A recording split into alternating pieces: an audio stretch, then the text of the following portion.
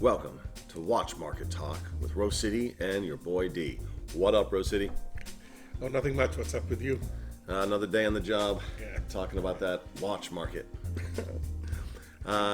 We thought it might be fun to share some musings on what's going on in the watch market right now. I don't know when this episode will air. Certainly things will have shifted. And I don't really chase. I talk about what I want to talk about generally, as opposed to what others are talking about. But it's gotten to the point where it's hard to ignore what's going on in the watch market, Right. especially as everyone's bracing for impact on the forthcoming recession. And maybe we'll explore what we think's going to happen, because I was dead wrong with what the pandemic did to watches. I thought it was gonna. Rolex is half off. Nope. It went nothing but up. So let's see if we can do some watch market estimations or guesses the way they do for the stock market. I guess if we could do that, we would be true influencers and trendsetters, wouldn't we? And rich. Yeah, I had no idea either. In hindsight, and hindsight is 2020, what essentially happened is a large number of people, particularly in some industries like tech, which is, we are in the belly of the beast, so to speak, Sunnyvale, Silicon Valley. They had the big salaries, the fantastic salaries, way above the American median. But they didn't have any of, their expenses got like drastically cut, like commuting expenses and a bunch of other things. Many of them relocated to, places that were significantly cheaper. Yeah, more affordable cities. Much more affordable. But they're still getting their big dollar salary. Big dollar salary, and and then there were people who, had plowed money into assets. Now what happened, I think, is stocks also went up very quickly. Right. So maybe people cashed out on stocks. The second thing is, from an investor point of view, if stock goes up by 40%, you know that it's not going to keep going up like that. So you don't want to plow more money into Tesla when it's at a peak, but you still have lots of cash. And I heard one story of some dude in stockbroking who just walked into a dealer's ship and just picked up 150K worth of luxury watches. Even if Could you imagine? Yeah, it's crazy, right? But he thinks that it's 2019, it's 2020, the market's late 2020. Even if prices went up another 5%, he still makes 5% of that 150K, right? Yeah. Now it's unless he's sitting on them. If he's sitting on them, yeah. But then again, the Rolexes, this used grey market, they're off their peak, but they've not come down that much. The stock market's down 40%, right? Right. Like Google, Apple, Amazon, Tesla, they're all down. Netflix, all the military ones. Yeah, so everything's down, but the Rolexes are down. They're off their absurdly high peaks, but they're still way above they were 3 years ago, right? Or 2 years ago. Yeah, I think it's coming down. I've heard others. It's not like I'm running around taking a poll of the different watch owners, but what I've heard, frankly, from other YouTubers is, I think probably true, where the prices are settling down to where they normally would have been 3 years ago, or near pandemic, or pre-pandemic rather. So I don't know. It's and watches are trickling back a little bit, right? You get the odd date just and The one very, very weird thing I'm gonna declare about the watch market right now is, at least in my town, two of the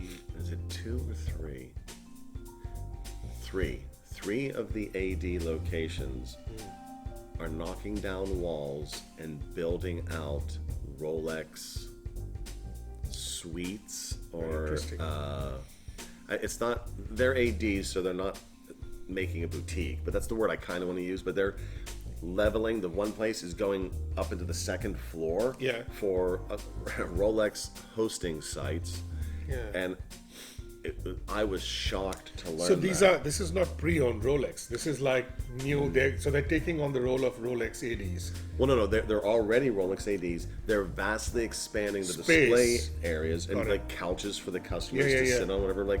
Why bother? Unless there's going to be a influx, right? And something's gonna happen. Whether it means, here's the thing, I think they're gonna start getting more into the used Rolex space, because right now they're basically not.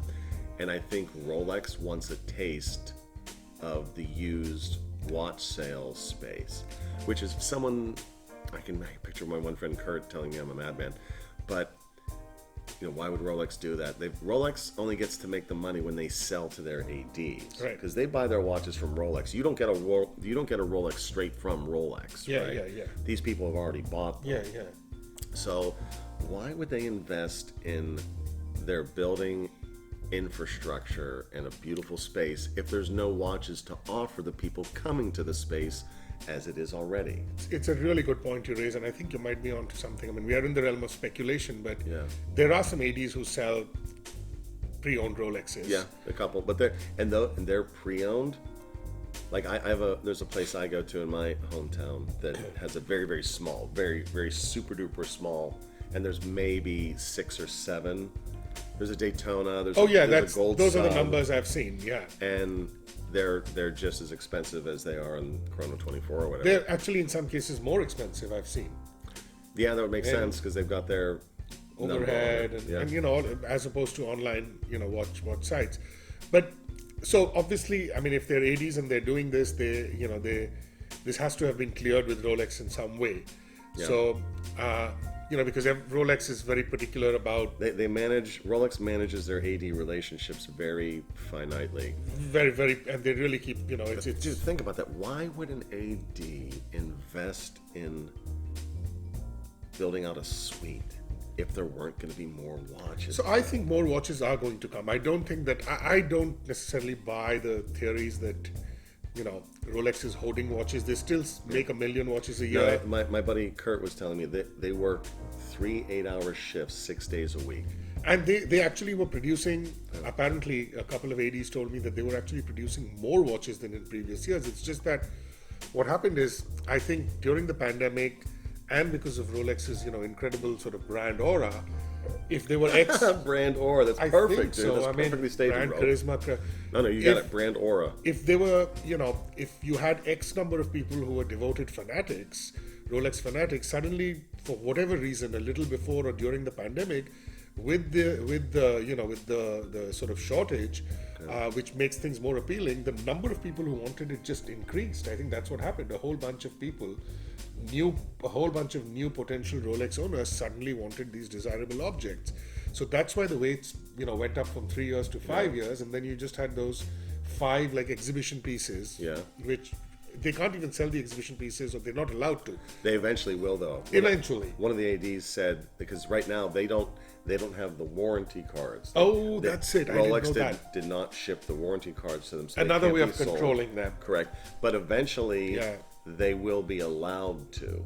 But the question becomes, it's almost like a very used watch by then, because it's been on so many hands. Yeah, it is. So you wonder if you're going to get some kind of discount, except that people are if people are willing to pay that pre-owned premium, they still will. So I don't know if I think more watches are coming. The supply chains are going to be a little healthier, but I don't know. Maybe I don't know. Maybe they allow ADs on a case-by-case basis to sell the pre-owned, and maybe now are they going to take some kind of cut? Do you think, or? I don't know. Here's the thing. It's a privately held trust. Yeah. There are no shareholders that they're beholden to. Are they motivated by money? Yes, they're a business. That's okay. Yeah. It's okay to turn. Even though Rolex, there's a non-profit that holds the company, right? Something there's like Rolex.org is one website. It's and not Rolex, a non-profit. They're definitely making profit, but it's an unusual ownership case. But for me, the weirdest thing is, and I think it's tied. If you take away the waiting list, which we know is a fact, the waiting lists are gone. And if Rolex wants to put a stop to flippers, and the flippers are the ones who've been buying Rolexes over the years, that's why they're getting offered one sub after the other, and they're going and making the money, and Rolex wants to stop that, then you have to open your business to a wider range of new customers. And it's not just new customers who will, at some places, be put in the position to buy a bunch of jewelry they don't want. That's a true thing too. But if you're having to open up to a new customer base, then you are going, because Rolex is not going to let them sell more than three watches in a 12-month period or something like that. There's certain controls I don't remember. Check out Paul Thorpe's channel. It's awesome. He knows vastly more than me about that. But the weirdest thing is, I'm starting to get watches offered to me. Yeah. Which has never happened. At this one dealer I'm currently talking with. Yeah. You've seen, if you've watched the channel, you've seen my Rolex Explorer journey. Within the past 6 months, or maybe 3 or 4 months, I've been offered like 2. Journey is the appropriate term when we're talking about an Explorer, right? Yeah, it's like bad pun. Sorry, I have a weakness. No, I would just want to hop on the Eagle's back and go straight to Mordor. But I was offered, one day I walked in, I was offered my choice of 2 Datejust, a blue one, which is semi sought after as I recall, or I forget the other one. And then another visit, I was offered a 2-tone Explorer. And then at another AD, I was also offered a 2-tone Explorer. I think in that particular model case, or rather in the case of that model, is I don't think those are moving very well. I think that watch was designed to increase desirability. From it's unisex, but I could picture a woman who's super cool, sporty spice, rocking that 2-tone Explorer very easily. Yeah, I have tried that watch on, and I'm sure you have too. Yeah.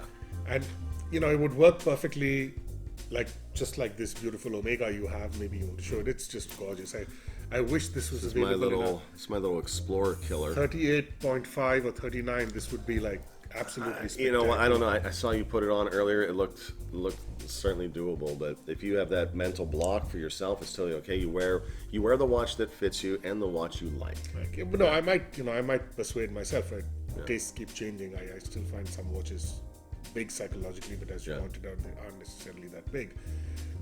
I will say though, the conversation I was having with the gentleman at the authorized dealer that I tried it on at, I said it seems smaller than 36, and he said, yeah, in some ways he feels it wears almost like a 34. That bracelet, that taper. Yeah, so something about that wears like so. I think even though sizes have been going down, I don't think we are going back to that era of the 60s or, when watches were generally smaller. My dad, who's like so smaller than mine, he had a Oyster Perpetual. He bought it in the 60s. It was 34 mm. He wore that watch for like 25 odd years. The Rolex Date is a nice model. That's at 34. Yeah. And I almost bought one of those. It's attractive. Yeah. I very briefly not even owned. I tried it on and then I, sort of switched back or returned it. I got an Air King, which looks like the Explorer 1 with the 369. Yeah, when? Oh, this is a couple of just for a day. Okay. It was such a beautiful watch. It's got the 36912 like the. There are OPs with the 36912 dial too. Oh, I didn't know that. Old ones, yeah. Older ones. But it was so gorgeous. It was like that old, like a little old Tudor Ranger. But at 34, it was 36, 37. 34 was too small for me. Yeah. But I just love that 369. Rolex 36s tend to wear like 38s. Because of the case and the nature of it. Is that the old Explorer one? They wear slightly bigger than what they're listed at. Yeah. And I don't know if it's an optical illusion or if it's that Rolex aura kicking in. The new one, would you say the new one is the same thing? So would you say that it's not closer to 34? I mean, that's just one opinion. I'm in a very weird spot with the Explorer, and if you, I might, I'm gonna do a channel list of my Explorer journey videos because I'm like, this one and that one, this one and that one. The 36s wear a touch small on me. The 39 wears a touch large on me. It's like the princess and the pea. I can't figure out. I have to buy them both. So I'm building a justification case for myself. I have to buy them both, wear them, live with them for a month, and then sell the one that doesn't make the cut. Making the cut, Rolex Explorer 36 versus 39. Actually, I need to buy 3. I need to buy the new one. I need to buy the old 36, and I need to buy a 39. You should throw in a Ferrari then. Well, I need. I'm gonna get it like all 3. It's gonna be the Hobby of Hours trio. I'll wear all 3 on my wrist. It's another person who I've worked with at an AD who's just a wonderful person, very knowledgeable about watches. And I was saying that I'm hunting for the perfect watch, and I've been hunting for the perfect watch. And she said there is no such thing as the perfect watch. I don't know. True. I mean, that's not true. Maybe there is. There is. I think It's the just different every Explorer day. 2 comes. Yeah, that's it, right? The Explorer 2 comes pretty close, but I would like, Yeah. the grand scheme of things, I would like 3 or 4 perfect watches. I know we are digressing from our topic, but it would be. I think my dial colors are black, white, silver, and blue. That would be it. Maybe not interesting. green. Who knows? You know what? We'll do that in the next video. That'll be fun. All right, this has been Watch Market Musings with Rose City and your boy D. Always a pleasure to bring it to you. Hope you're enjoying your day wherever you are in this fabulous, wonderful, beautiful hobby of ours. Peace. Look at you flexing with that Rolex.